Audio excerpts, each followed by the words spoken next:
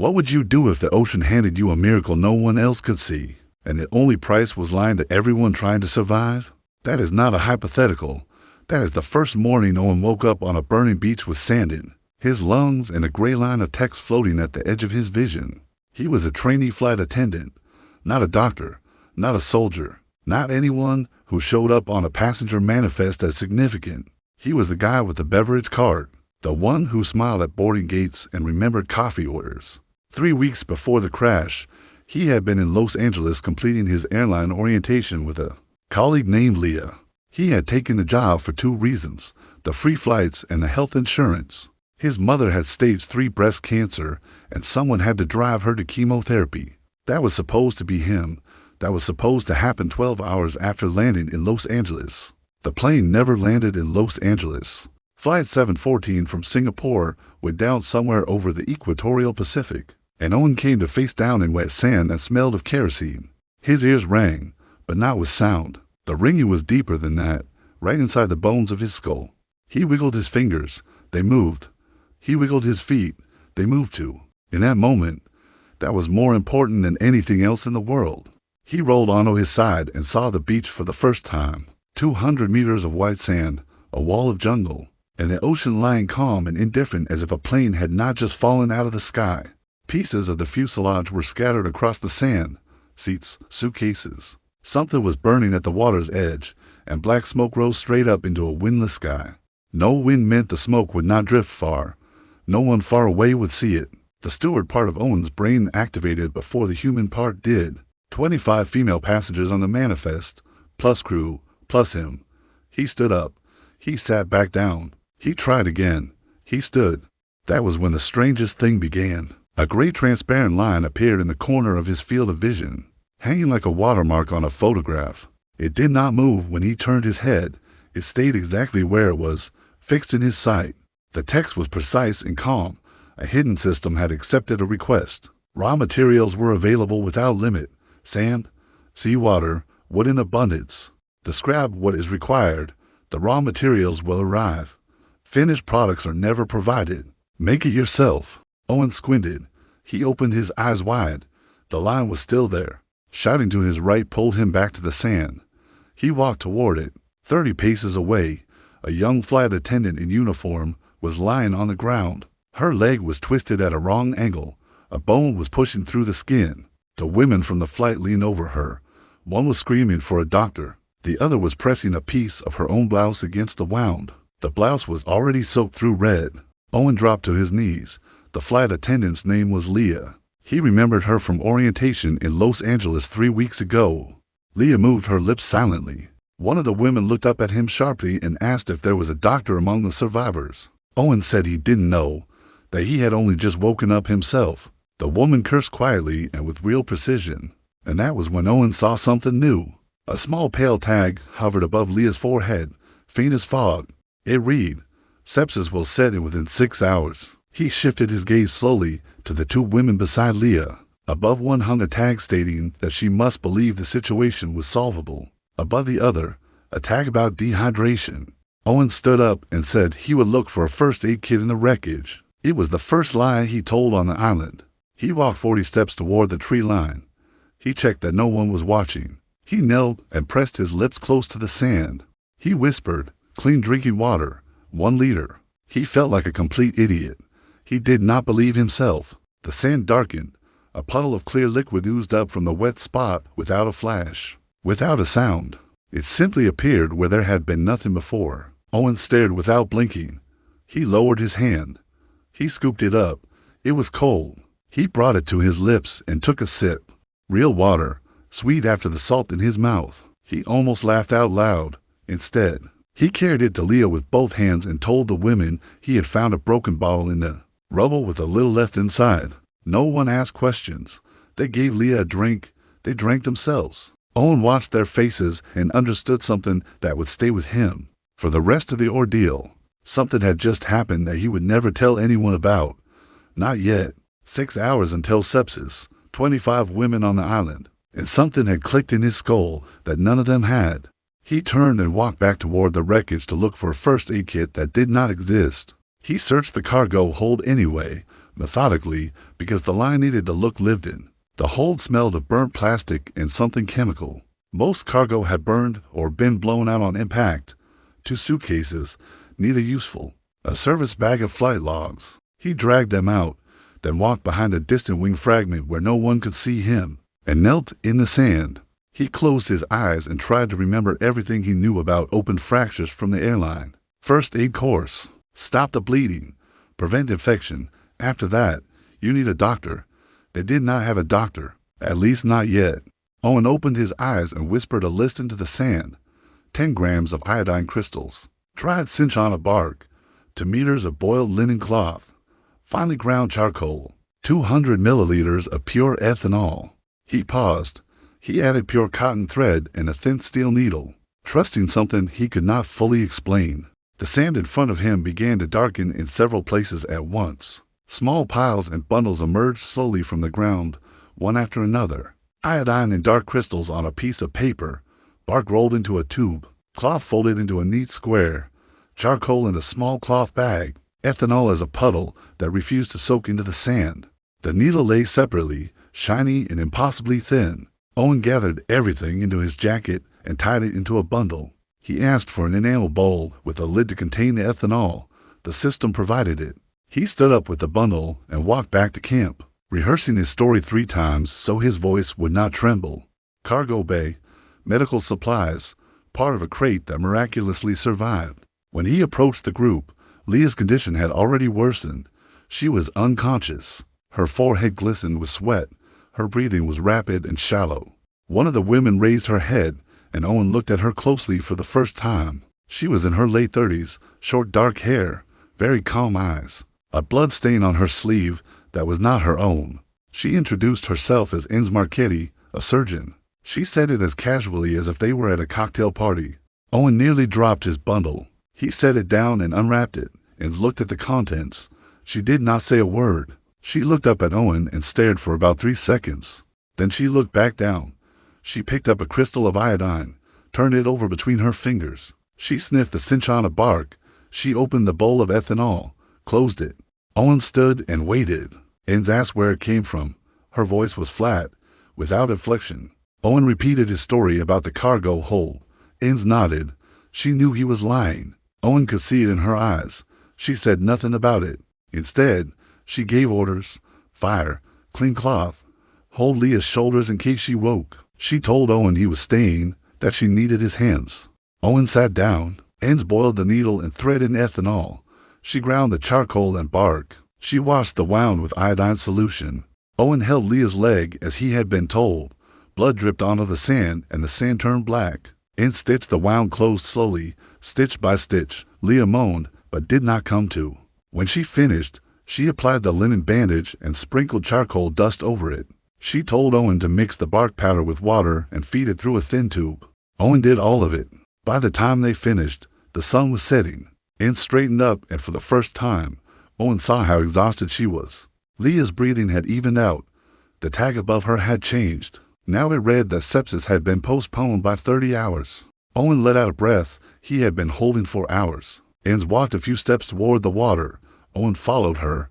They stood at the very edge of the surf. The ocean was purple in the fading light. Enz spoke without turning to face him. She said there had been no medical supplies in the cargo hold of this flight, that she had checked the manifest back in Singapore because she had a package of her own that had never arrived. That iodine crystals and cinchona bark were a very strange combination for a flight from Singapore to Los Angeles. Owen was silent. Enz turned and looked him straight in the eye. She said he had lied, that she would figure out exactly when and how, that it did not matter right now because Leah was more important. But she wanted to know one thing. Could he find more? Owen thought for about 5 seconds. Then he replied that he could. Enz nodded. She did not ask what, or how much, or where from. She just nodded and went back to Leah. Owen remained standing by the water. A new tag had appeared above Enz. Not a need. Something else. The text was faint, and Owen had to look twice before he made it out. It said that this person was now part of his circle. Owen did not fully understand what that meant, but he understood one thing. Today he had gained his first ally, and half of his secret was no longer his alone. Night fell on the island without warning. No twilight in the tropics. One moment the sun was out, and the next the darkness was total. One of the women had built a fire near the fuselage wreckage. Red shadows moved across their faces. Owen counted 18 women around the fire, Leah apart, covered with someone's jacket. Ains keeping watch beside her, 20 including Owen, for had not returned from the beach. No one had spoken of it aloud yet. Everyone stared into the fire as if the fire could provide answers. Owen sat at the edge of the circle and tried to read the room, to learn who these women were. To the right of the fire sat a woman in army-style clothing, her back straight as if she had swallowed a ramrod. Major Hannah Park, Army engineer. She had climbed the boarding ramp and had not smiled at the flight attendant at the entrance. To seats over sat a woman with red hair and quick eyes that moved from object to object. Sarah Vance, British accent, hydraulic engineer. She had ordered a non-alcoholic gin and tonic. Across the aisle sat Riley Voss, just over 20 years old, turning a piece of electronic debris over in her hands. She had been typing on her laptop right up until takeoff and had asked not to close the tray table. A little apart sat Yuki Aodaki, a biologist, who had been so quiet during the flight that Owen could barely recall her face from memory. And sitting alone at the edge of the darkness was Eliza Croft, the senior pilot. In her captain's uniform, she was staring not at the fire, but into the black space beyond it. A tag hung above Eliza that Owen did not want to read. When he finally did, it said one word: guilt. Hannah spoke first. Her voice was steady and did not invite debate. She said they needed to decide 3 things before dawn: water, shelter, and skills. Sarah said water was her specialty. That as a hydraulic engineer she could treat any fresh source or work with condensation. Yuki said quietly that as a microbiologist she would need to test any natural water for pathogens before anyone drank it. Anne said she had 1 seriously injured patient and 3 others with minor injuries and needed a pair of steady hands assigned to her. Riley said she would try to disassemble the emergency transmitter from the cockpit in the morning, when there was enough light. Eliza said nothing. Hannah looked at her and did not press. When it was Owen's turn, everyone looked at him. He cleared his throat and said he was a flight attendant, a trainee, with basic first aid and evacuation training, and that he knew what had been wearing the fuselage before the crash. It was a lie everyone accepted as the truth, and now his job was to keep feeding that lie every night, time after time. Above Hannah's head hung a tag: this person needs reliable subordinates. Above Sarah's: this person needs a task no one else can solve. Above Riley's: this person needs someone to tell her she can handle it. Owen was memorizing a catalog, a list of what each of these women needed, and he was the only one who could see it. Hannah assigned the night watch shifts. Owen asked for the first shift. Hannah agreed. When the circle broke up, Ains approached Owen from behind and sat down quietly beside him. She asked if he could find more linen cloth. Leah would need a fresh bandage in the morning. Owen nodded.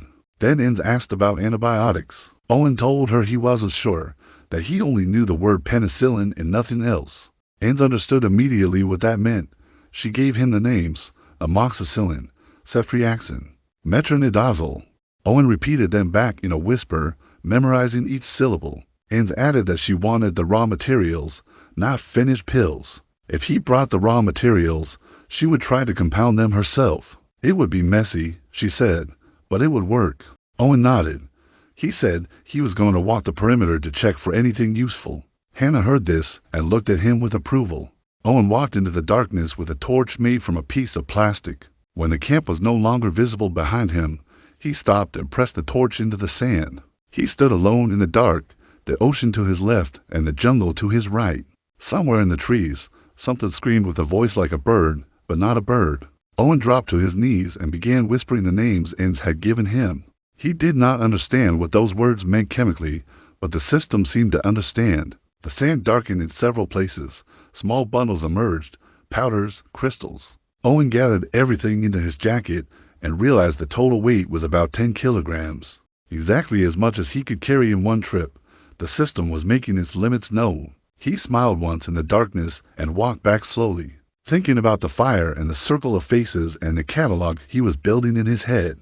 He came out from the opposite side of the camp to avoid attracting attention and placed the bundle silently beside Ains. Ains did not look up. She just reached out and took it. Owen lay down on the sand near the fire and looked up at a starry sky unlike anything he had ever seen over Los Angeles. He thought about his mother. She was waiting for him in Los Angeles. 12 hours after landing, she had chemotherapy scheduled. Someone had to drive her there. That was supposed to be him. Owen closed his eyes. Tomorrow. He would think about it tomorrow. Tonight, 20 women were sleeping by this fire, and not one of them knew that the water they had drunk at sunset had appeared from the sand at his whisper. For the first time all day, Owen allowed himself to think that maybe he was not the most useless person on this island. Dawn came gray and damp. A low fog smelled of salt and rotting seaweed. Hannah was already moving before anyone else had opened their eyes. She shook Owen's shoulder and said they needed a shelter up by noon or the evening downpour would soak everyone through. Work was already happening around the camp. Sarah was trying to bend a piece of wingskin into a gutter shape. Riley sat with a disassembled radio transmitter, sorting parts into careful piles. Yuki walked the water's edge collecting something into a piece of cloth. Enz was changing Leah's bandage. Leah had regained consciousness during the night. Her eyes were following Enz's hands. It was a very good sign. Owen asked Hannah what to do. Hannah pointed toward the strip of forest 30 meters from camp. 6 straight trunks, about 3 meters long each, for the canopy frame, vines for binding. 1 axe from the emergency kit. 1 saw from someone's luggage. Owen took the axe. Hannah looked at him with a hint of doubt and asked if he knew how to use it. Owen said his father had been an amateur carpenter who had taught him to chop wood as a child. It was true. It was one of the few things his father had managed to teach him before he died. Hannah nodded and went back to giving instructions. Owen walked toward the forest. The jungle edge was dense, vines tangled with young palms. The air between the trees was still and 5 degrees hotter than on the beach. He chose the first trunk and started chopping. The axe was dull. After 20 swings, his arm went numb. After 40, the trunk began to give. After 50, he stopped to wipe his face and realized they would be here all day at this rate. He looked around. No one in sight.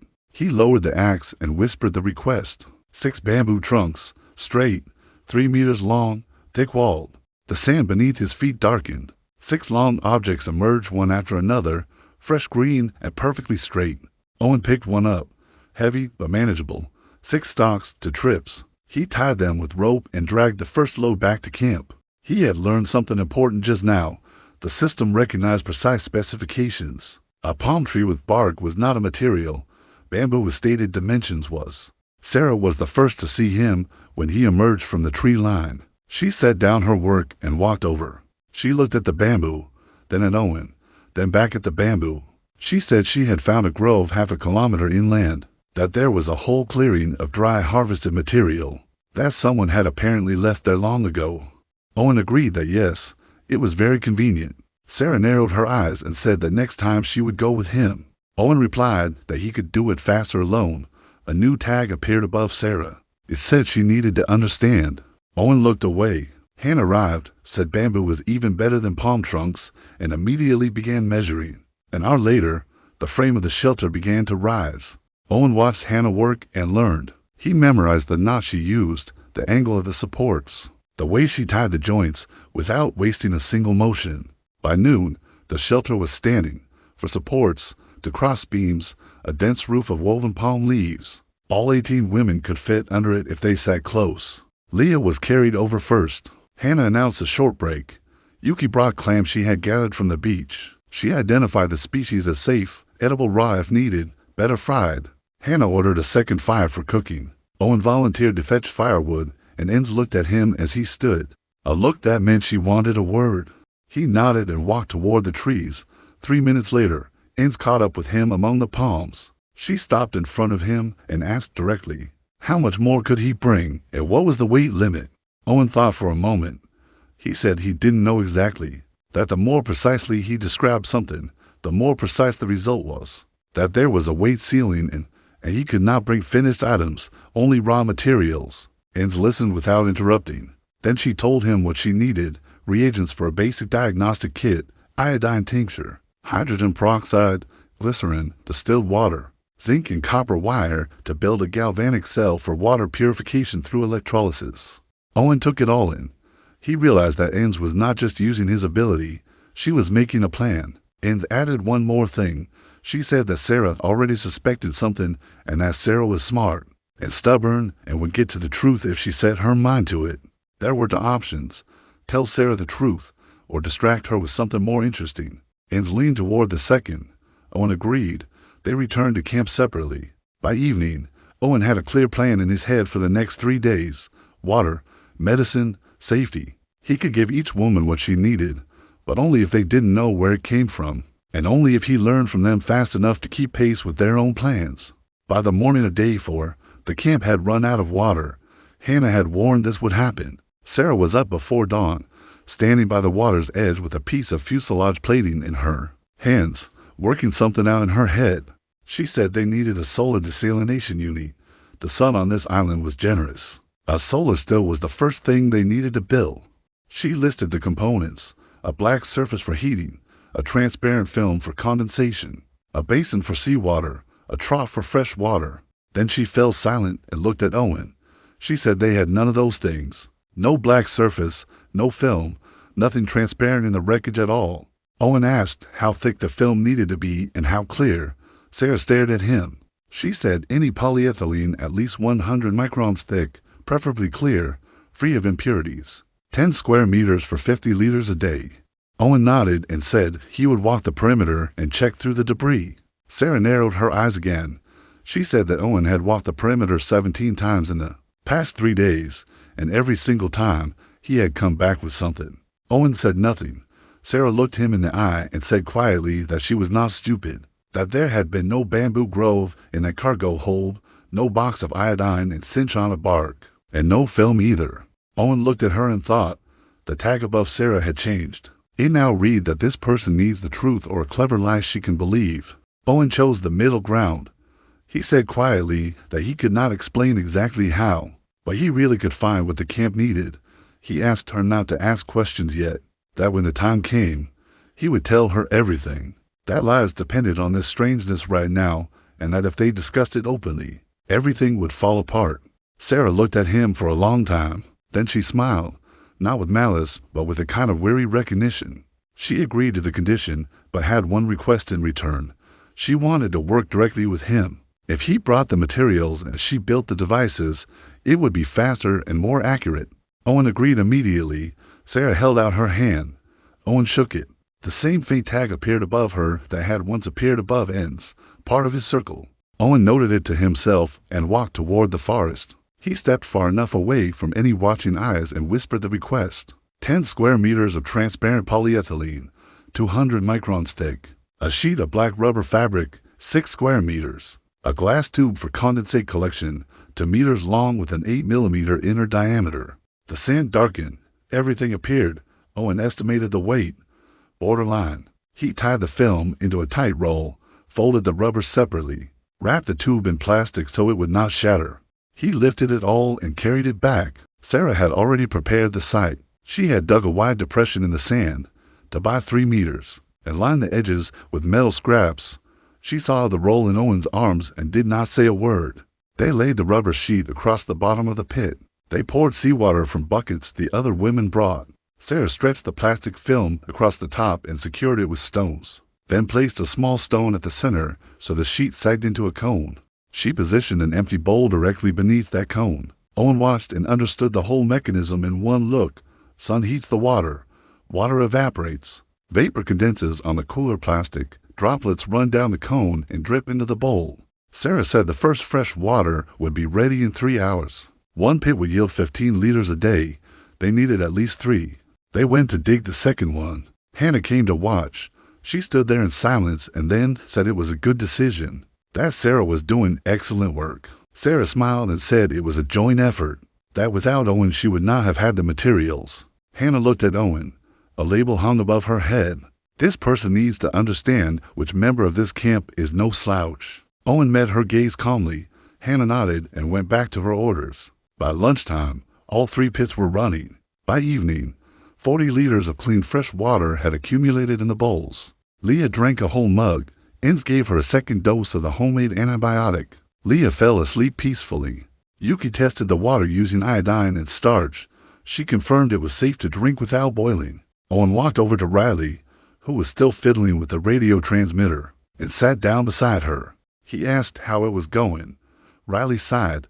The circuit board had partially burned out. She needed a quartz resonator tuned to a specific frequency. Without it, the transmitter would never work. Owen asked for the exact frequency. Riley told him. He committed it to memory. The tag above Riley said she needed someone to tell her she could do it. Owen said it plainly. He was sure she could. Riley glanced at him quickly and lowered her eyes without answering. Owen could see his words had landed. He stood and walked toward the trees. It was already dark and no one paid attention. He stepped into the shadows and asked the system for a quartz resonator tuned to the exact frequency Riley had named. The sand darkened. A small metal casing with 2 legs appeared. Owen returned and placed it beside Riley's equipment, saying he had found it in the cabin wreckage, that he didn't know what it was, but it looked like what she had described. Riley took it. She read the markings. She froze. She stared at Owen with her mouth open and said that this was exactly the model, the very one she had been searching for. Owen shrugged and said he had gotten lucky. Riley looked at him and a new tag appeared above her, that same subtle one. She was now part of his circle. Owen walked away before she could say anything else and lay down in the far corner of the shelter. 3 women now knew he was not what he claimed. Inns knew for certain. Sarah knew most of it. Riley did not know yet, but the quartz resonator was too precise a coincidence. She would figure it out soon. Owen thought about it and realized the circle was expanding faster than he wanted. But he was not afraid. Each of them was a professional. Each of them understood that lives depended on his strangeness. No one would run off screaming. The only thing that mattered was keeping it from those who shouldn't know yet, and giving each woman exactly what she needed, not in general, but personally, by name. Owen fell asleep to the sound of waves and the steady dripping of water into the desalination bowls. The 5th day began with rain, not a downpour, a fine drizzling mist that seeped through the canopy roof and woke everyone at once. Hannah was already standing with a piece of wood in her hand, examining the rafters. She said the canopy was holding at 70% and needed to be reinforced before a real downpour hit. Sarah peered outside and cursed under her breath. Her desalinators would be flooded from above, and the film would sag under the weight of the rain. The frames needed reinforcing immediately. Owen stood and felt the ground had softened overnight. The sand under the canopy had turned to mush. That was bad. Enz looked up from Leah. She said Leah could not be left on wet sand. They needed a dry surface immediately. Hannah gave orders to women to gather palm leaves for the roof, to reinforce the supports. Sarah ran to the desalinators. Owen approached Enz and asked what she needed for Leah. Enz said wooden planks, any kind, flat and clean, to build a raised platform. Owen headed toward the forest. On the way, he ran straight into Riley, who was sprinting toward camp with a piece of plastic in her hands. She told him breathlessly that the quartz was working, that she had installed it the night before and tested the connections, that the transmitter was showing signs of life but lacked power. She needed an antenna and a proper power source. Owen asked what kind of power source. Riley said any 12-volt battery would do, or zinc and copper plates with acid for a homemade cell. Yuki already knew how to assemble one. Owen took note and told her he would think about it. Riley ran off. He made his way to the edge of the forest, dropped to his knees behind a wall of large ferns, and spoke to the system. The rain hid him from the camp completely. 10 dry smooth wooden planks, 2 meters long, 30 centimeters wide, 5 centimeters thick.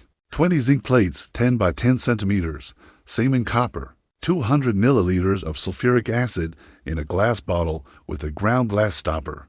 The sand darkened in several places at once. Owen gathered everything into 2 loads, the planks tied in bundles of 5, the acid and plates wrapped carefully in his jacket. When he emerged from the forest, Hannah saw him first. She looked at the planks and frowned. Owen said he had found them stacked at the northern end of the beach, apparently washed up from some merchant ship long ago, a little salty, but mostly dry. Hannah accepted the explanation without a word and ordered the women to take the planks and lay them down under Enz's patient. Owen walked over to where Riley had set up her makeshift radio station. Yuki was there. They were arguing in hushed tones about electrolyte concentration. Owen set his jacket down in front of them and unfolded it. Yuki fell silent mid-sentence and looked at the bottle of sulfuric acid. She read the label. She looked up at Owen. A tag hung above Yuki. This person needs to understand she is being heard. Owen met her gaze and nodded. He said quietly he had heard her talking and was trying to help. Yuki did not ask a single question. She simply sat down next to the plates and began arranging them. Riley looked back and forth between Owen and Yuki. She could see that between Owen and the older women, there was already an understanding she was not yet part of. She bit her lip and decided not to get involved. She just sat down to help. The rain intensified to a full tropical downpour by noon. Visibility dropped to 10 meters. Sarah was running between the desalinators with a scoop, skimming off rain accumulating on the film. Hannah organized a second group under a tarp from the fuselage skin to prepare food. Shellfish from Yuki's morning collection and some roots she had identified as edible. Owen sat under the canopy and watched as Yuki and Riley assembled the battery. Yuki arranged the plates in a can, poured electrolyte through a glass tube, connected copper wires. 20 minutes later, voltage appeared at the terminals. Riley checked it with a multimeter she had assembled from scrap parts. 8 volts. The transmitter needed 12. They needed another cell in series. Owen stood up and said he would bring more plates. Yuki looked at him and said one word quietly, "Thank you." He stepped out into the rain and walked toward the forest. On the way, he passed the desalination pits and saw Sarah standing waist deep in one of them, trying alone to restretch a film that had torn under the weight of the rain. He jumped in beside her without a word. The water was hot from the morning sun. Together they lifted the plastic sheet, stretched it taut, and secured it with stones. Sarah reached down her hand to pull Owen out. She was stronger than she looked. She hauled him up in one swift motion.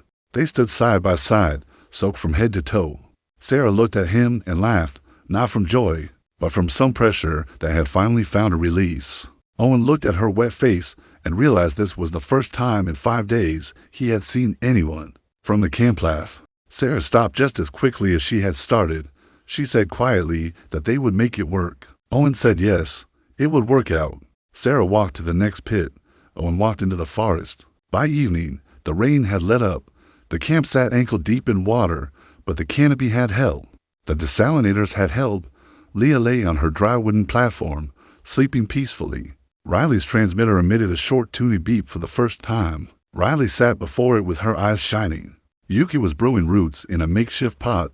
The smell was unfamiliar, but not unpleasant. Hannah gathered everyone under the canopy and gave a brief debrief. She listed what had been accomplished and what was needed for tomorrow.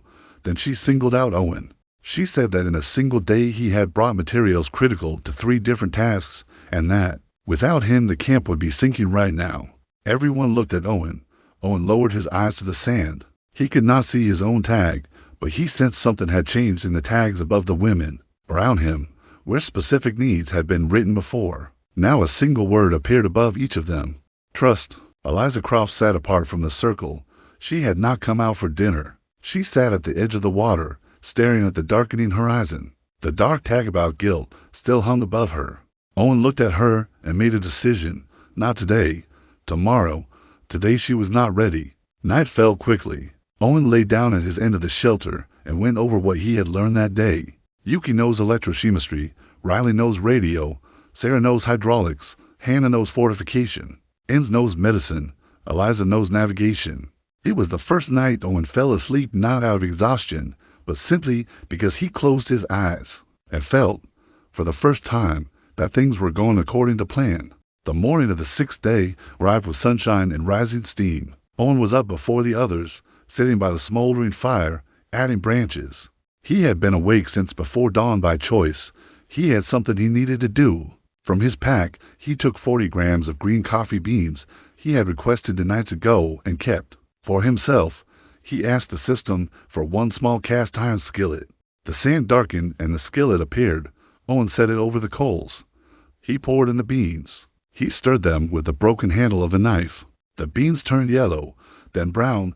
The smell rose so powerfully that Owen nearly closed his eyes. It was the smell of an onboard coffee pot of an airplane that no longer existed. When the beans turned dark brown, he crushed them on a flat stone, poured the powder into a mug, added boiling water, to sugar cubes, a thin dusting of cinnamon. He waited 3 minutes. He stirred it. He breathed it in. This was exactly it. Owen stood up with the mug and walked toward the water. Eliza was sitting where she had sat yesterday. She had apparently not slept all night. Her shoulders were slumped. Her uniform shirt was crumpled to a rag. Her hair was still damp from the rain. Owen approached from the side, not from behind. He stopped 3 steps away and waited until she noticed him. Eliza turned her head. Her face was ashen. Her eyes were red. She looked at Owen and said nothing. Owen sat down next to her on the sand, not right beside her, at a respectful distance. He placed the mug between them without saying a word.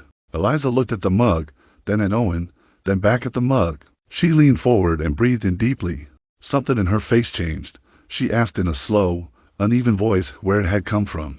Owen said quietly that on a shift 8 hours before the crash, when he had been working her flight, she had asked him for coffee with 2 sugar cubes and a dash of cinnamon, that he had brought it to her in a 3 mug, that he remembered because her eyes had looked so tired, that he had not known then that she was the captain. Eliza looked at him for 10 full seconds without blinking. Then she took the mug in both hands, brought it to her face, closed her eyes, and took 1 small sip. She held the mug and did not drink any more. She just held it. Owen looked at the horizon and said nothing. Eliza spoke so quietly he could barely hear her. She said she didn't remember his face, didn't remember asking for that coffee, didn't remember anything at all from that flight.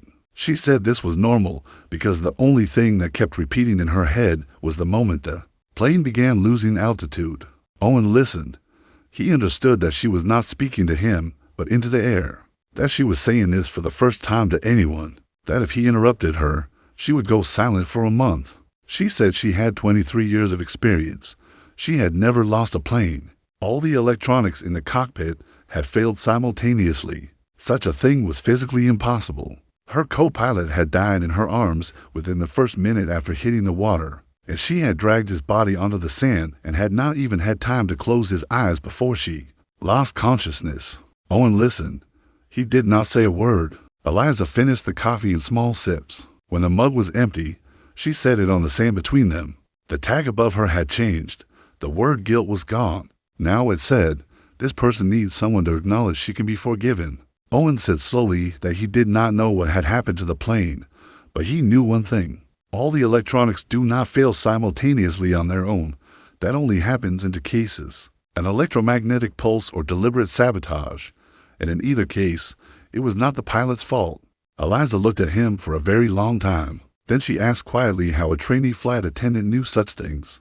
Owen said that 3 years ago he had been studying engineering, that he had not finished, that his father had died. Eliza nodded slowly. She said she would think about what he had said, that she wasn't promising to believe it, but that she would think about it. Owen stood up. He told her coffee would be waiting for her every morning if she wanted it, and he walked back to camp without looking back. On the way, he saw that Enz was standing by the shelter watching. She did not say anything. She just nodded at him once. It was a very good nod. Back at the campfire, Hannah was crouching and drawing something in the sand with a stick. She told Owen they needed to talk about the perimeter. She said she had heard a noise in the woods during the night, a noise that was not an animal. She had 8 years of experience in hot zones. She knew the difference between the sound of one animal and the sound of a group of people. Last night, about 200 meters into the northern woods, 3 people had been walking, trying to move quietly, watching the camp. Owen felt a chill pass through him. He asked if she was sure. Hannah said 80% sure, and she would have liked to be less certain. She said they needed to establish what was out there, a reconnaissance mission. She needed someone quiet, with stamina, someone who wouldn't attract attention if caught. She looked at Owen and said he was the right choice. Owen agreed without hesitation. Hannah said she would go with him herself for half a day and leave the camp under Enz's command. They agreed to go out after lunch. Owen spent the morning working with Sarah on the 3rd desalinator. Sarah was focused and barely spoke. Only once did she ask quietly if things were going to be all right with Eliza. Owen said it would get better. Sarah nodded. After lunch, Owen and Hannah packed light: a knife, a bottle of water, a piece of rope. Hannah took something long wrapped in cloth. Owen did not ask what it was. They entered the forest from the north side. The camp disappeared behind the trees in 2 minutes. Hannah moved silently despite her boots. For the first time, Owen understood that she was not simply an engineer, that she had worked in places where moving through jungle without sound was what kept you alive. They walked for 40 minutes. Hannah stopped with a gesture and knelt. Owen knelt beside her. He heard only birds. Hannah gestured forward. Through the foliage, Owen saw a clearing. Something large and rectangular stood in it, low and overgrown. Hannah whispered that it was a bunker from the war. Then she pointed out what Owen had missed. The bushes around it were trimmed to camouflage it, not obstruct it. Someone was using this bunker right now. Hannah pressed Owen slowly to the ground. They lay in the undergrowth, the damp earth soaking through Owen's shirt. She pointed toward the eastern side. A man emerged from a side entrance hidden by foliage. About 30 years old, green camouflage with no insignia, a pistol in a nylon holster, a tablet in his hands. He stopped and lit a cigarette. He was saying something into a small transmitter clipped to his collar. Hannah whispered that he was a professional. His movements were too economical for a civilian. The tablet was a secure model. The transmitter was military grade, but without markings. Private military company, she said, or something even worse. They lay there and watched for 20 more minutes. 2 more men came out of the bunker, one short and stocky with an automatic rifle, the second tall and thin with a short beard and no visible weapon, holding something that looked like a field radio. Antenna extended 1.5 meters above his head. Hannah whispered that the tall one was not transmitting. He was searching. That device was a direction finder. Owen felt eyes settle in his chest. He thought of Riley and her radio. Hannah thought the same thing at the same moment. She looked at Owen and mouthed a single word, Riley. Owen nodded. The tall man turned slowly in a full circle. His device beeped softly, but without a clear direction. Riley's transmitter was apparently off at that moment. That had saved them. Half an hour later, all 3 men went back into the bunker. Hannah waited another 10 minutes, then gestured to retreat. They made their way back the same route. Hannah did not speak until they reached the beach, about 300 meters from camp. Then she spoke quickly and quietly. 3 problems. First, an armed professional group, at least 3 members, likely more, active on the island. Second, they were actively hunting for radio signals, which meant they either suspected survivors or knew and were trying to prevent communication. Third, the bunker was too well equipped to be temporary. These people had been here a long time. Owen listened. Hannah said that Riley must not turn on the transmitter until they had some form of signal protection, that the camp needed armed watch, that only the 2 of them knew this for now, and it needed to stay that way. They returned to camp. Hannah pulled Enz aside, then Sarah, then Eliza. She spent the longest time with Eliza, the only other person in camp with experience reading external threats. She decided not to tell Riley or Yuki yet. Owen agreed. Riley needed to stay focused on the radio. Yuki needed to stay on water and medicine. By evening, Hannah announced to the whole camp that no one was to go into the forest alone, that all movement beyond the beach was now done in pairs. She and Owen would set up a perimeter of traps that night. No one asked questions. Everyone took it as a reasonable precaution against wild animals. That night, Owen went ahead to a safe distance and requested supplies from the system. 200 meters of thin steel wire, 20 steel springs, 40 metal stakes each 20 centimeters long, half a kilogram of broken glass. Hannah saw what he had brought and froze. She looked at Owen. Owen held her gaze. She understood immediately in the same way that Enz and Sarah had understood. She didn't ask questions right now. Hannah worked with the traps as if they were poetry, precise angles, wire at ankle height, leaves for camouflage, each one designed not to kill, but to wound and scream, to give the camp time. She said they didn't need corpses, they needed warning. They set traps for 3 hours. When they finished, Hannah told Owen that in 17 years she had set up perimeters 17 times and only 3 of them had been with equipment of this quality. She said she wouldn't ask where it came from right now, but there was one thing she needed to know. Could the system provide weapons? Owen said he didn't know for certain. That finished weapons probably weren't possible. Components might be. He was not an expert. Hannah nodded and said that components were already a great deal, and that she would have a list for him by morning. They returned to camp. Enz, Sarah, and Eliza were sitting by the fire. Eliza looked up at Owen as he approached. It was the first time she had looked at him as an equal rather than straight through him. She held out her mug, the enamel one from the morning. She said she had thought about it and wanted to give it back now. Owen said the mug was hers, that he had made it for her. Eliza blinked. She understood that he hadn't found it. He had made it. She did not say anything. She just looked at him for a long time. The tag above her had changed again. It now read, "For the first time in a week, this person is allowing herself to return to work." Eliza stood up and told the whole camp that she was ready to resume her duties as captain starting. The next morning, She had a map of the crash site in her head and could calculate their approximate coordinates if she had a clear night sky and a watch. Sarah said she had a digital watch assembled from debris, accurate to within 1 second a day. Eliza nodded. She would begin observations tonight. Hannah walked over and shook Eliza's hand. It was the first time Owen had seen Hannah make physical contact with anyone. After dinner, Owen lay at his end of the shelter, going over the full day. Hannah now knew about his ability. Eliza was returning to life. Armed men were in the north of the island with a direction finder. He needed Hannah's list of components first thing in the morning, and he needed to talk to Riley about shielding the transmitter. That was his job, a half-trained steward against a professional military unit. For the first time, Owen thought about this without irony. It had seemed ridiculous before. It did not seem ridiculous now. Owen was sitting by the campfire when day 7 began, having barely slept. Schematics for radio shielding from a sophomore year course on electromagnetic compatibility kept spinning in his head. He had missed that class because he was burying his father on the day of the exam. Right now, he regretted that more than anything else in his life. Riley was the second one out to the fire. She rubbed her eyes and asked why he wasn't sleeping. Owen said they needed to talk. He led her down to the water, 50 meters from camp. He told her about the sortie. Not everything, just what mattered. An armed group in the north. A direction finder. Her transmitter could not be turned on until they built a shield. If her signal was intercepted, the camp would be in danger within 24 hours. Riley listened without interrupting. When he finished, she was quiet for a long time. Then she asked quietly what it meant to set up a shield. Owen told her honestly that he didn't fully understand it, that he had heard the general principles. A Faraday cage around the transmitter.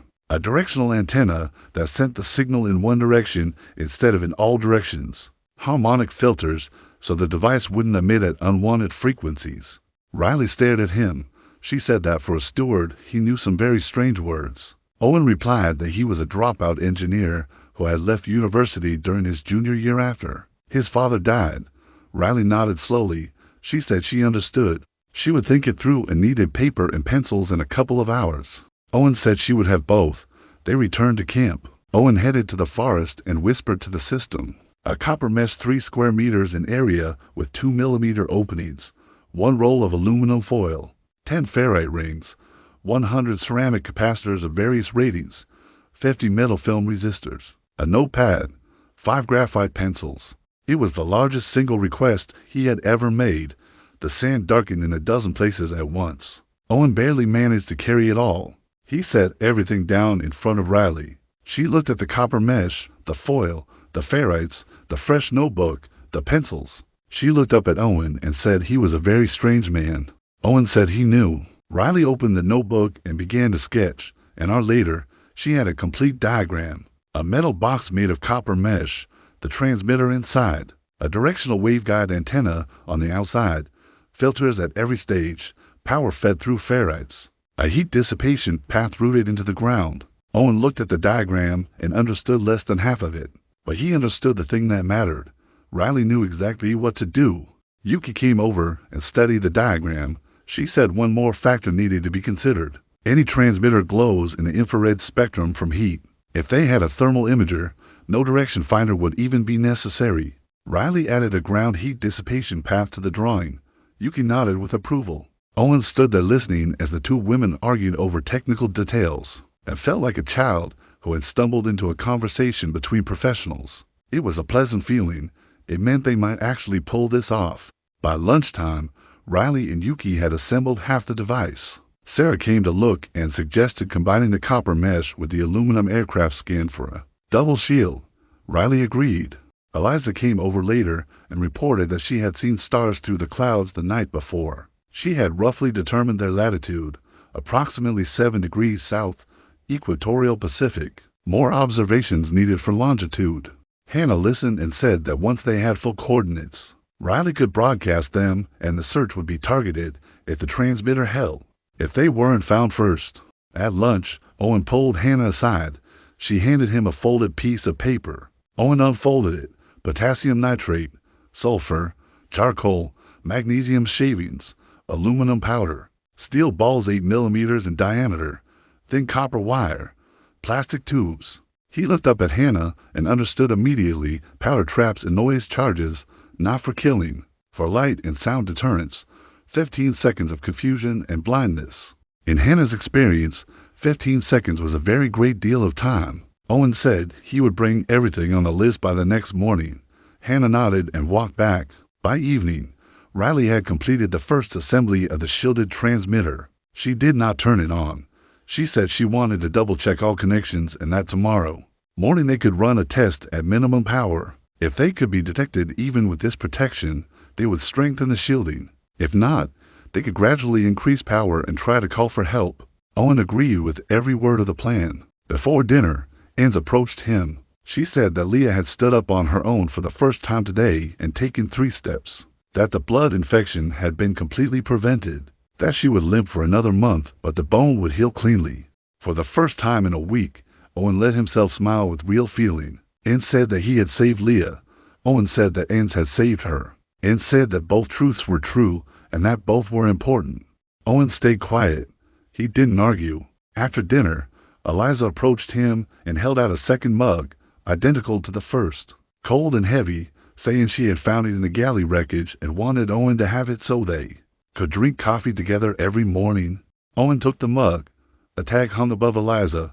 It read, "People learn to start over." Owen said he agreed. Every morning, Eliza nodded and walked down to the water to read the stars. Before sleep, Owen went over the full picture in his head: clean water, basic medicine, a shielded transmitter ready for testing tomorrow, a perimeter of traps, a surgeon who walked rounds checking the camp, a captain calculating coordinates by the stars, a microbiologist testing every drop, a hydraulic engineer building a 4th desalinator, a biologist who had become a battery chemist, and somewhere to the north, 3 men with a direction finder who would either hear the signal tomorrow or they wouldn't. Owen fell asleep quickly, not knowing he had exactly 36 hours left before one of Hannah's traps went off, not on an intruder, but on one of their own. Day 8 began as quietly as any of them had. Leah walked to the campfire on her own, leaning on a bamboo crutch Sarah had fashioned with a leather strap. All the women came over to hug her. Leah was crying and smiling at the same time. Owen watched from the edge and felt something he could not quite name. The camp had crossed an invisible line during the night. They were no longer just survivors. They had become something shared. By 9 in the morning, Riley was ready to run a test transmission. Hannah insisted the test be conducted as far from camp as possible, so that if detected, the patrol would not come straight to their settlement. Owen, Riley, and Hannah set out toward the southern part of the island. Eliza stayed to command the camp. Yuki, Sarah, and Inz went to their respective tasks. They walked about 1.5 miles. The terrain became rocky. The trees were shorter, the wind louder. They chose a small hollow between 2 rocks. Riley knelt and checked her contacts. Owen and Hannah stood at the edges, scanning. After 10 minutes, Riley looked up and said she was ready. 5 seconds at minimum power. A single letter in Morse code, the letter C if they received a response. She would continue. If not, she would repeat in 1 hour. Owen and Hannah nodded. Riley pressed the button. 5 seconds. Nothing. 30 seconds. Nothing. They waited 20 minutes, then 30, then 40. Hannah began to relax. Owen did too. Riley was just about to send a second test when Hannah raised her hand and froze. Owen froze beside her. Hannah pointed northwest. 2 seconds later, Owen heard it. Footsteps, light and quick. Several people. They lay down among the rocks. Riley pressed the transmitter against her chest. 2 men moved past about 60 meters away. Not the ones from the bunker, different ones. One carried a direction finder identical to the tall man's. The second walked with his rifle at the ready. They were heading toward the beach, toward the spot where Riley had sent her open transmissions in the first days before the shielding existed. They had a database of old coordinates. They had been hunting the signal source for at least a week. Hannah waited 10 minutes after the footsteps faded, then gave the signal to withdraw by a long detour back to camp. On the way, Riley said quietly that her early signals had been broadcast in the open, that she hadn't known, that it was her fault. Hannah stopped her. She said it was no one's fault. What mattered was that they knew now and could defend themselves. Riley was silent for the rest of the walk. They reached camp around 2 in the afternoon. Sarah met them with a raised hand. She said there was a problem. Yuki had gone into the woods alone to gather roots and hadn't come back by lunch. She had been gone for hours. Owen felt a tightness settle in his chest. They had all agreed on no one going alone. Hannah asked where exactly. Sarah pointed northeast, the slope where Yuki had spotted useful plants that morning. Hannah cursed under her breath. The northeast slope was where they had laid traps yesterday. She ran. Owen ran behind her. They moved fast through the forest, Hannah skirting the trap positions from memory. Owen right behind her. At 500 meters, they heard a faint moan. They rushed toward it. Yuki was lying in a hollow between two bushes. Her right leg was caught in a steel snare. The wire tightened around her shin and cutting into the skin. Blood was running down into the dirt. She was conscious but pale. She looked up at them and smiled weakly. She said she hadn't heard it snap, that she had been looking for a papaya root. Hannah knelt down and examined the trap. She went even paler than Yuki. The loop was made of serrated steel. If they cut it sharply, the wire would snap and tear the blood vessels in her leg. They needed to loosen it slowly. Hannah did not have the right tool. Owen stepped behind a bush and whispered to the system. Steel wire cutters with rubberized handles and a precise cutting force of 1 ton. A thin rubber surgical tourniquet, half a meter long. 100 milliliters of iodine tincture. 1 meter of sterile gauze. The sand darkened. Owen gathered everything and returned. Hannah took the cutters without a word. Owen pressed the tourniquet above Yuki's knee and tightened it. Hannah began cutting the wire 1 coil at a time, slowly, with care, so that Yuki would not flinch. Yuki clenched her teeth and made no sound. 10 minutes later, the loop came undone. The bone was intact. The vessels were intact. Only deep lacerations from the jagged edges. Owen poured iodine. He bandaged with gauze. Hannah lifted Yuki into her arms. Owen was surprised that Hannah could carry a grown woman so easily. On the way back, Yuki said quietly that Owen had found something again. Owen said yes, again. Yuki smiled weakly and said that someday he would tell her where it came from. Owen said someday he would. They reached camp. Inns took Yuki, laid her on the platform, examined the wound. She said it would heal into weeks, that Yuki had been lucky. Hannah pulled Owen aside.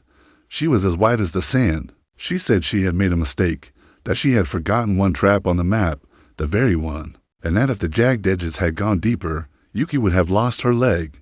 She was the captain. It was her fault.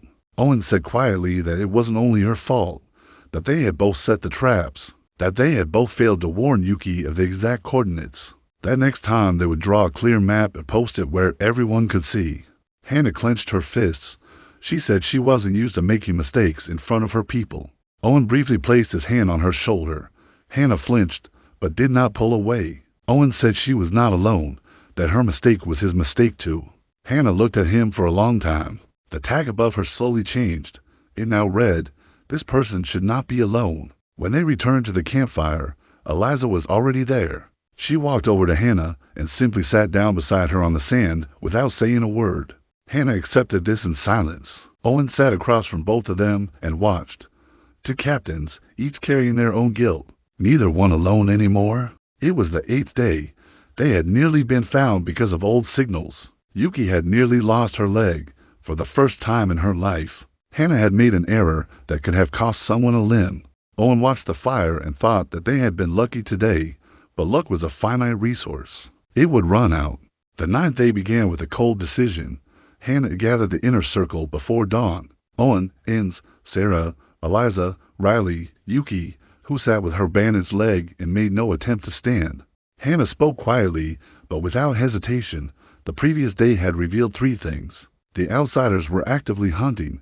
The trap system needed to be redesigned with a shared map, and they needed to shift from defense to reconnaissance. Knowing more about the outsiders than the outsiders knew about them was the only way to survive this. Eliza agreed. She said that in her experience as a pilot, those who survived were the ones who spotted the enemy first. Hannah unfolded a charcoal map she had drawn from memory during the night.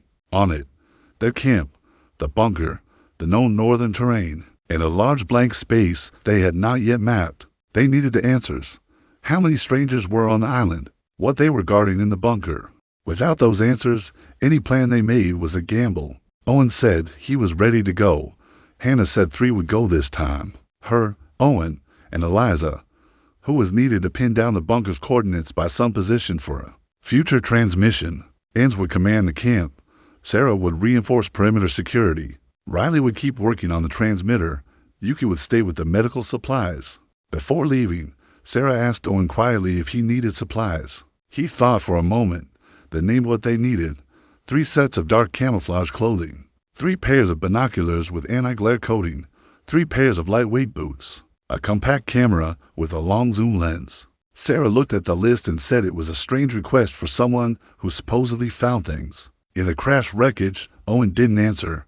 Sarah said nothing else. He headed to the woods. 40 minutes later, he emerged with 3 bundles. The camouflage was jumble-patterned and fitted each of them as if measured. Hannah tried on the uniform in silence. Eliza put hers on and gave Owen a long look. She did not ask questions. They set out at 8 in the morning. Hannah led them along the western slope to approach the bunker from the rear. For hours of walking, Eliza kept pace with Hannah without complaint. Along the way, she mentioned in a whisper that she had flown with the Marine Corps in her youth, and that the conditioning had not entirely faded. They approached from the northwest, a side they had not seen before. Hannah gave the signal and they lay flat in the bushes. What lay before them was not what they had expected. Stretched along the northwest face of the bunker was a cleared concrete strip 100 meters long, a runway, not for a fixed-wing aircraft, but for a helicopter. A single helicopter sat on the strip beneath the camouflage net. Eliza whispered the identification, a Kamov Kot-26. An old model, but sturdy, the kind private operators used in inaccessible terrain. Hannah said it quietly. That changed everything. These men had mobility. They could evacuate or call reinforcements whenever they chose. They lay there for 1 hour. 5 different armed men passed near the helicopter, all in unmarked uniforms. One of them was the tall man with the short beard from the direction finder incident 2 days earlier. Hannah counted and said there were at least 12 people in the bunker. That was not a team. That was a small garrison. Eliza photographed faces through the long lens. She said quietly that she recognized one of them, that she had seen him at a flight safety conference in Dubai 2 years ago. Former German military pilot. Name started with the letter B. He had represented some private company. It was their first real lead. Owen whispered that they should get closer to see inside the bunker. Hannah said no. They had already learned enough. Retreat before they were spotted. They began to crawl back, and at that moment, Owen saw a tag appear above the tall bearded man. Not a need. Something else. A name. The text read, Axel Voigt. Owen froze. The system had never shown him names of strangers before. Only need tags above the women he already knew. This was entirely new. He read it twice to be sure. He was not mistaken. He decided not to tell Hannah and Eliza just yet. He did not yet understand why the system had offered this. They crawled back into the trees, stood up, and walked out the same route. Eliza calculated the bunker's coordinates from the sun's angle and noted them in her small book. She said the accuracy was within 40 meters, enough for a rescue team. They returned after dark. Inns met them and checked everyone for scratches. No one was hurt. Dinner was shellfish and roasted roots around the fire. Owen ate in silence. Before sleep, he pulled Inns aside and told her what the system had shown him, a new ability. Names of strangers, a name above the tall man, Axel Voigt. Inns listened without interrupting. Then she sat and thought. She offered the hypotheses. First, the system had access to some external database and had begun sharing it. Second, Owen's ability was evolving over time. She leaned toward the first. She said that if it was a database, then the name Voigt was placed there deliberately, that it was very important to someone that Owen knew who was commanding the other side. Owen said it was frightening. Inns agreed. She said any help could also be a trap. He needed to be careful about what his inner voice was telling him. They returned to the campfire. Hannah briefed the camp without names or details. At least 12 armed men on the island. Helicopter confirmed. They needed to prepare a move to an alternate position, already scouted. Further south in the rocks, departure on day 11. No one objected. Leah raised her hand and said she would walk on her crutch. She would not be a burden. Sarah said the desalinators could be disassembled and rebuilt at the new site in a day. Riley said the radio was portable. Yuki said she would pack the medical kit into a single bag. Inns agreed to the move. Owen looked at the circle and saw labels above each woman. They were all the same now. A single word above every head.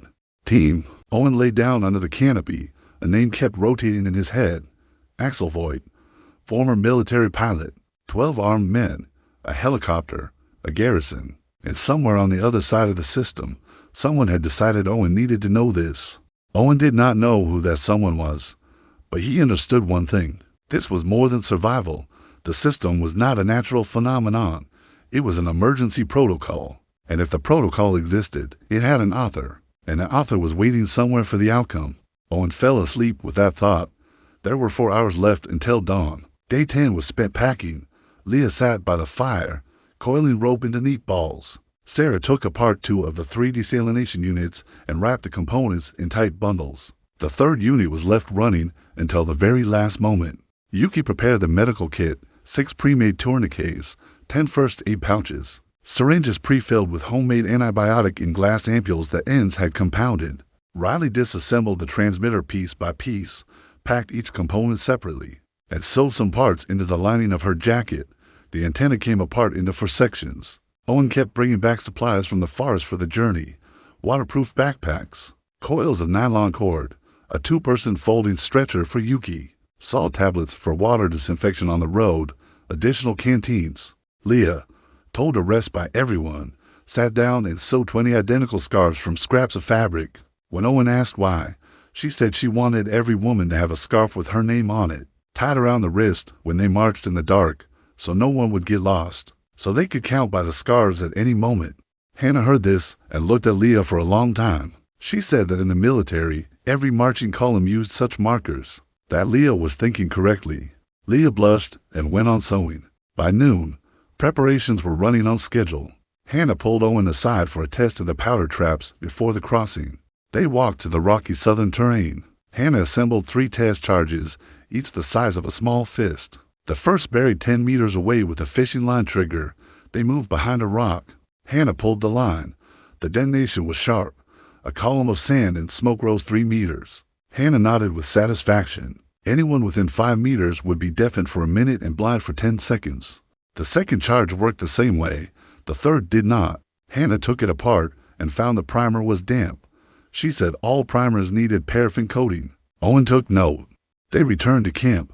By evening, it was time for Hannah's final briefing. 3 hours south along the beach, then up the cliff trail for 4 more hours. Overnight on an intermediate ledge. Second day, 6 hours to the rock grotto.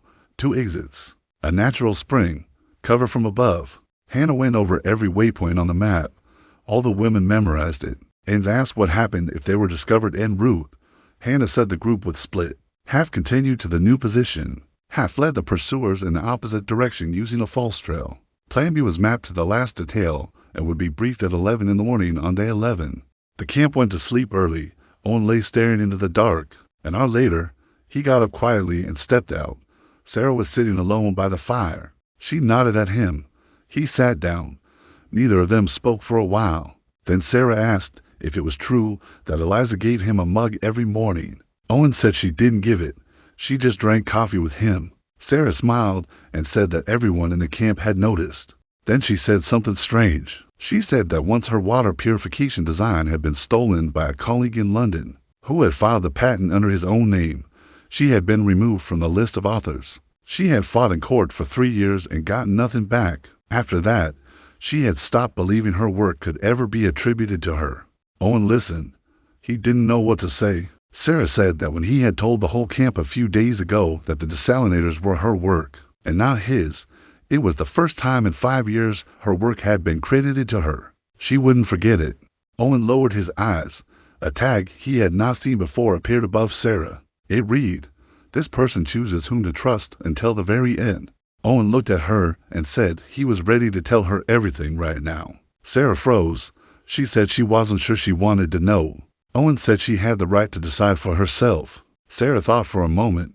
Then she nodded. Owen told her everything. The crash, the first line of text, how the system provided raw materials but never finished products, the weight restrictions, the tags above people's heads. Sarah listened without interrupting. When he finished, she stared into the fire for a long time. She said quietly that she had suspected something like this, that she just hadn't understood the scale, that now she understood why he went into the forest every morning with empty hands and came back with a full bundle, why he somehow always guessed the exact sizes of clothing. why the materials he brought were always of perfect quality. Owen told her that Ens knew, Hannah knew, Yuki had guessed part of it, Riley too. That Eliza did not know yet, that she was still fragile, that when she had fully recovered they would tell her. Sarah asked what was needed from her. Owen said only one thing, to remain exactly who she was, to keep building her devices and equipment, that the system was the materials and her hands were the making, and that without her hands, the materials were nothing. Sarah smiled for the first time in the whole conversation. She said it was the most beautiful thing anyone had ever said to her in her career. Owen felt his face go warm in the darkness and hoped she couldn't see it. Sarah stood, said tomorrow would be a hard day, and went back under the canopy. A minute later, Hannah stepped out of the shadows. Owen realized immediately that she had heard everything. She had been awake in the dark the whole time. Hannah sat down next to him and said quietly that she approved, that Sarah needed to know, that a circle of trust was the right structure, that in her experience, small groups survived better than large ones. Then she said she had noticed one more thing, that he looked at each of them differently, and that it was obvious to someone paying attention. She said she wasn't blaming him for it, that in their situation any human feeling was normal, but that the main thing was that he should not choose between them as if they were tasks to complete. They were people, not tasks. Owen agreed. Hannah stood up and left. Owen sat alone with the fog over the water and the faint lights of the bunker, visible far to the north. He looked at them and thought that tomorrow they would leave, and that they would see those lights from new angles more than once before this was over. Day 11 began at 4 in the morning in the dark. Hannah woke everyone. Each woman received her scarf from Leah and tied it around the right wrist. Hannah checked the column. 18 women plus herself plus Owen. 20, exactly. Yuki on the stretcher, Sarah and Ens flanking it. Leah walking in the center of the column with her crutch. Riley behind her. Hannah at the front. Eliza at the rear. Owen walking alongside the column. They left the beach at 5 in the morning when the sky was beginning to lighten. They walked in silence. The sand under their feet was still cool from the night. An hour later, the beach gave way to a pebble-strewn path. Yuki moaned softly each time the stretcher rocked, and stopped the column every 20 minutes to check the bandage. 3 hours later, they reached the foot of the cliff trail, half a meter wide in places. Cliff to the left, a 15-meter drop to the right. Hannah stopped the group. The stretcher could not go up this way. They would carry Yuki on their backs, one at a time, switching every 10 minutes. Sarah was first to offer. Yuki lay across her shoulders. Sarah set out. Ens followed, then Hannah, then Owen. They took turns without complaint. In 1 hour, they had climbed 300 meters. By noon, the rocks were radiating heat like an oven. Leah nearly slipped twice. Ens caught her by the waist the second time. Hannah called a rest under a rocky overhang. Everyone lay down on the pebbles. Riley handed out half a canteen each. Hannah said they were 40% slower than planned. The overnight stop was in jeopardy. Owen pulled Hannah aside and offered quietly to try building a simple winch to pull Yuki up faster. Hannah thought and said no. A winch would be visible from high ground if the strangers had scouts or a drone. They had to keep moving as they were. Owen sat back down. Half an hour later, they continued. Eliza came up beside Owen and said she felt dizzy. Owen looked at her. A warning tag hung above her. She needed salt. Dehydration. Owen quietly passed her his canteen and a salt tablet. Eliza accepted them without question. 20 minutes later, she was walking normally again. They did not reach the halfway ledge until 7 in the evening. A wide rocky platform surrounded on 3 sides by cliffs, with a view of the ocean on the 4th. Hannah checked the perimeter. 1 trail up, 1 down, guarded by a single outpost. It was a good position. The camp was made on the pebbles. Sarah distributed food. 1 flatbread each from the supply Yuki had baked from coconut flesh and herbs, and the roasted clams. 1 canteen of water for every 2 people. No one complained. Hannah assigned guard shifts. Owen took the first. Half an hour into the shift, Eliza sat down beside him. She held out her mug. No coffee, no sugar, just hot water from the shared kettle. They passed it back and forth in silence. Then Eliza said she wanted to tell him something. When the plane had started losing altitude, the instruments showed all systems failing simultaneously. Her co-pilot had managed 1 word in the final seconds: sabotage. She had not believed him then. After talking with Owen a week ago, she had remembered that word. She was beginning to believe it. Owen looked at her and said he believed it too. He told her he had something to tell her that he had been holding back. He told her everything: the system, the raw materials, the tags, the name Axel Void above the tall man at the bunker. Eliza listened without interrupting. When he finished, she was silent for a long time. Then she said quietly that she believed him, that the name Void matched the German pilot she remembered from the Dubai conference, which meant her memory had been correct, that this group had not come to hunt their flight by accident, that women on that flight had known things someone wanted silenced. Owen agreed. He said that Enz thought the same, that Hannah and Sarah knew, and that now she did too. Eliza said she was grateful for his trust, and that her experience as a captain was her contribution to their survival. A new tag appeared above her, quiet and clear. For the first time in a week, this person felt like she was back where she belonged. They sat together until the end of the shift, watching the trail below. No one came. The night passed quietly. At dawn of day 12, they continued. The trail widened. The climb became easier. By noon, they had reached the upper plateau. Hannah led them for more hours south. By evening, they reached the rock grotto, 15 meters deep, to exits, stone walls that narrowed the entrance to one defensible point, and down one wall, a thin trickle of clean fresh water that fell in a constant stream. Sarah ran to it first. She tasted it. She said it was clean. Yuki confirmed it with her kit. Hannah walked the full perimeter and said quietly that they could not have found a better position, even if they had searched for a month. Everyone moved into place quickly. Sarah marked spots for the desalinators on the sunny side. Riley found a line of sight to the sky for the radio station. Enz chose a corner for the medical area. Eliza placed her navigation notebooks in the center of the cave. They had all found their places before Hannah could even give the order. Hannah watched them and said nothing. Owen watched Hannah watching them. That evening, Hannah told Owen that a new phase was beginning. They needed to decide, wait for the strangers to leave, or act. She said she wanted to take out the helicopter. Without mobility, Void would lose his ability to call reinforcements or escape. That would give the rescuers a better chance. Owen said he would think about it until morning. Hannah agreed. He stepped out onto the ledge above the cave. The ocean stretched below, and on the horizon, for the first time since the crash, he saw lights. A cargo ship, too far to hail, but real. Owen stared at those lights and thought about the shape of the problem. 12 armed men, a helicopter, a bunker, a garrison. Against 20 women, 2 of them wounded in a rock cave, and 1 man with access to raw materials who had never finished his engineering degree. He let himself finish a thought he had been pushing away for a week. What if he wasn't the chosen one? What if he was just the person on shift? What if someone up there needed a protocol carrier and chose the most inconspicuous option available, a trainee flight attendant with a cart, a man no one would notice?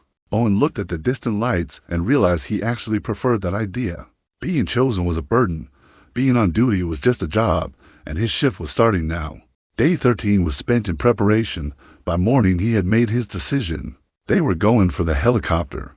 Hannah drew up the plan for people, her, Owen, Sarah, Eliza.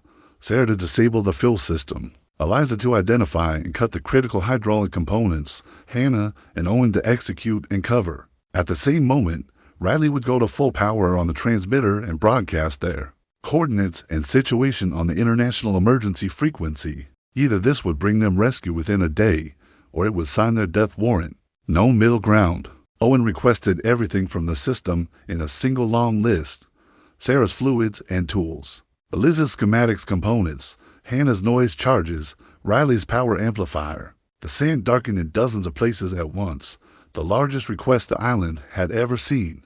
All day, Sarah working on the charges and tools. Eliza drawing the helicopter's hydraulic schematics from memory. Riley assembling the amplifier. Hannah cleaning her knife. Enz checking everyone's first aid kit. Yuki walking almost normally, helping Enz. Leah sitting with Riley, handing her parts from the list. By evening, everything was ready. Before they left, Owen stood in the center of the grotto and said for the first time what he had been meaning to say since the beginning. He said they had trusted him with their lives, and he was not a professional at anything grand. He was a dropout engineer who had left school 3 years ago when his father died. He had worked as a waiter. He had taken a flight attendant job for free flights and insurance. For his mother had stage 3 breast cancer. She had been waiting for him the day of the crash to drive her to chemotherapy. He did not know if she was still alive, and if he didn't come back from this mission, he wanted them to know who he was, where he was from, and that they had become more important to him than anything he had ever achieved. He fell silent. Everyone was looking at him. Above every woman in the grotto, identical tags appeared at the same moment. Owen read them from the corner of his eye. They all said the same thing. "I will follow this man." Hannah stepped forward and put her hand on his shoulder. She said that when they got home, she would personally contact her former colleagues in Los Angeles and they would be at his mother's within 2 hours, the best hospital, insurance to cover everything. This was not gratitude, she said. It was a duty. Owen nodded. He did not trust his own voice. Sarah hugged him briefly, but tightly. Eliza handed him her mug and said she wanted him to take it so he would have her good luck in his pocket. Riley said she would turn on the transmitter at exactly 3:20 in the morning, as agreed, and that she would not let them down. Ains checked his first aid kit personally. Yuki tied her own scarf around his wrist over his sleeve. She said in Japan, mothers do this for their sons. They left the grotto at 10 in the evening. They walked all night down the trail. By midnight, they were on the beach. By 2 in the morning, they were at the edge of the northern forest. Hannah gave the signal and they lay down flat. The helicopter sat 60 meters ahead under its camouflage net. A single guard was walking its perimeter, 40 steps in each direction. A 10-second window at the far end of each pass. Hannah crawled first through the window, Owen second, Sarah third, Eliza fourth. All four lay under the helicopter without the guard noticing. Sarah crawled to the fuel pump. She opened the hatch and poured a clogging compound into the fuel filter, then cut the starter wire in a way invisible from outside. She gave the signal. Eliza simultaneously cut the thin hydraulic cable controlling the tail rotor. Also invisible from outside, Hannah placed her noise charge under the main structural spar. Connected to a vibration trigger, the charge would fire the moment the engine tried to start.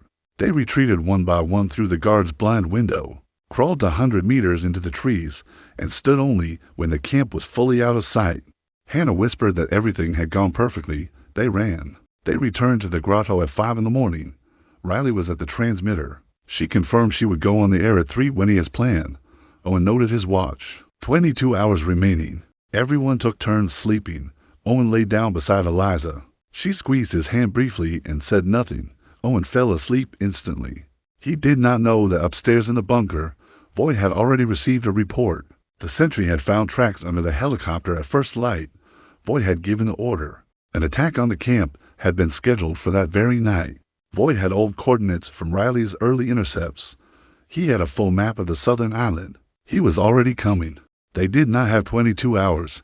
They had 15. Owen opened his eyes at midnight because Hannah was shaking his shoulder. The sentry on the lower ledge had sounded the alarm.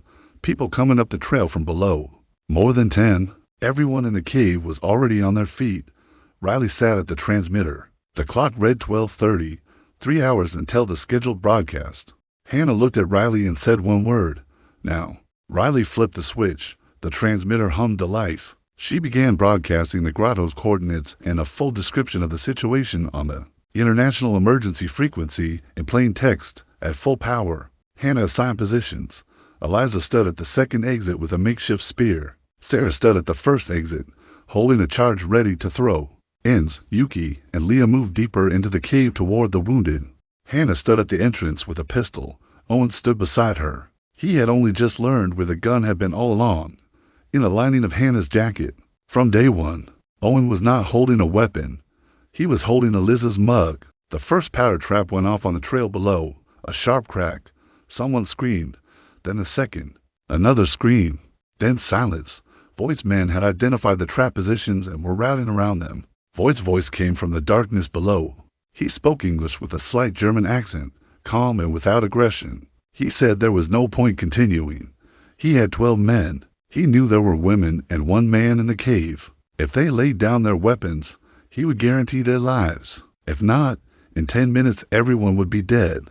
Hannah shouted back that she would negotiate personally with the commander and was ready to come out. To him, Voight agreed and said he was coming out with one man. Hannah whispered to Owen that it was a delaying tactic and that Riley had been transmitting for 6 minutes. They needed 15 more. Voight stepped into the lit area 10 meters from the cave entrance, tall with a short beard, armed man behind him. Hannah emerged from the cave with her hands raised. Owen stood at the entrance, half a step behind her. Voight looked at Hannah, then his gaze moved to Owen. He smiled. He asked who Owen was, noted that no significant man had been on that flight's manifest, that there was only one trainee flight attendant, that surely this whole defense had not been organized by the guy with the cart. Owen looked at Voight. A tag appeared above him, not a name. He already knew the name, a need. It read, "This person needs to understand that he was wrong." Owen replied quietly. He said yes, it was him, that he was the service staff, that his job was to ensure all passengers arrived alive. Voight narrowed his eyes and said that was touching, that Owen had 30 seconds before he gave the order to storm the position. Owen looked at Hannah. Hannah blinked once, the signal. Behind his back, Owen slipped the mug into his pocket and with his free hand drew out a thin fuse, on a string that ran behind him and back into the cave to Sarah. Sarah had been waiting. She pulled the string. Hannah's main noise charge detonated directly under the feet of Voight's second fighter. A roar, a white flash, the fighter went down. Voight recoiled. Hannah darted to the side and fired a single shot. Voight cried out and clutched his shoulder, non-fatal. The rest of his fighters ran back down the path. Hannah rolled back toward the cave. Owen fell flat. Eliza leaped out from the entrance with a spear and stood in front of it. Sarah threw a second charge at the advancing group. 2 more went down. The fighters stopped. Voight lay on the ground trying to rise. Hannah shouted at full volume that they still had 8 charges ready to detonate, that any move forward meant the death of half the squad, that it was better to withdraw now. The fighters looked at each other. One lowered his rifle, the other did not. And then a new sound arrived from above, not from the island, from the sky, to the northeast, growing out of the dark horizon. A low bass hum that climbed in volume with every second.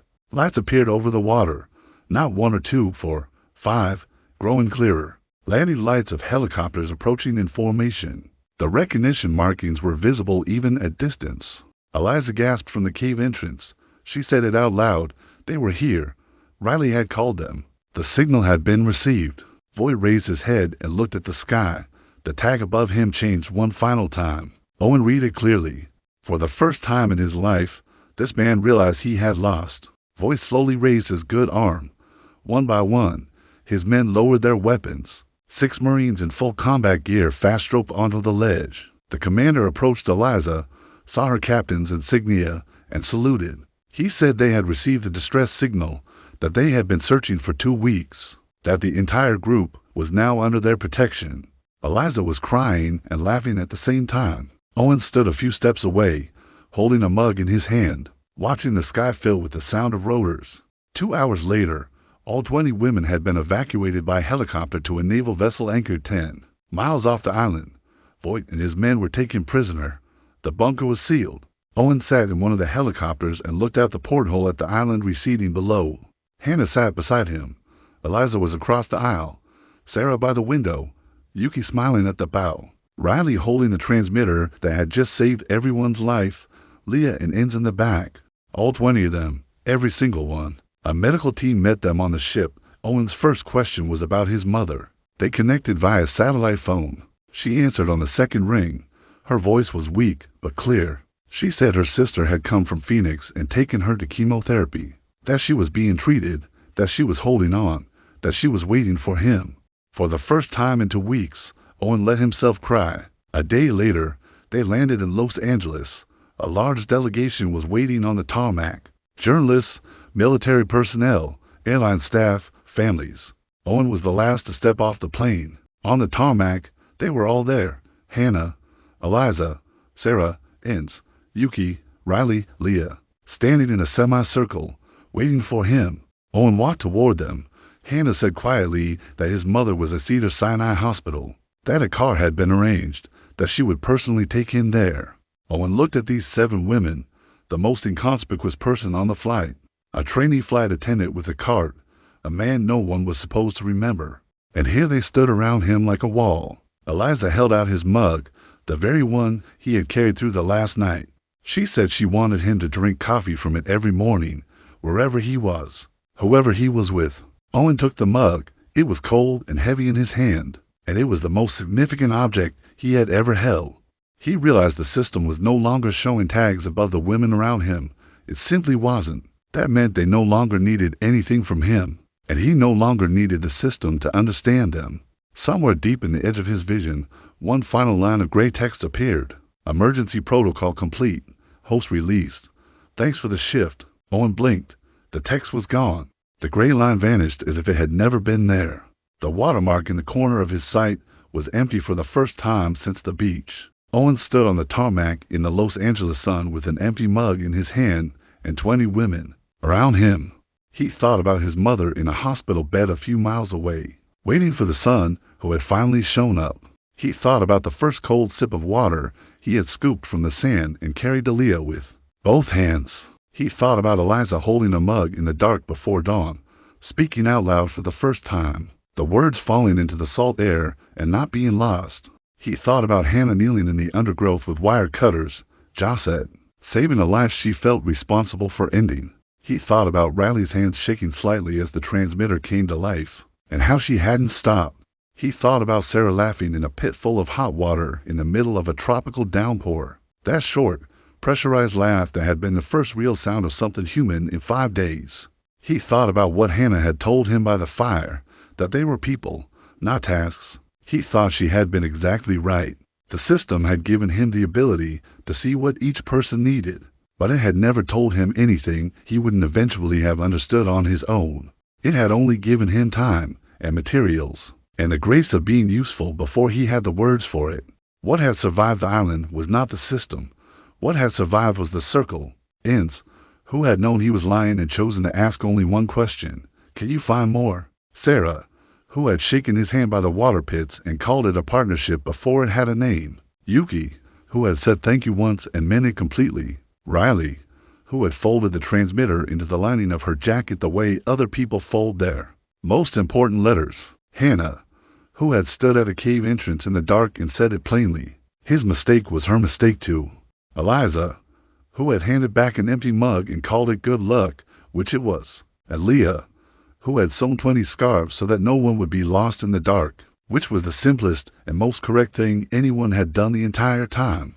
Owen stood on the tarmac and held the mug and understood that the shift the system had thanked him for was already over.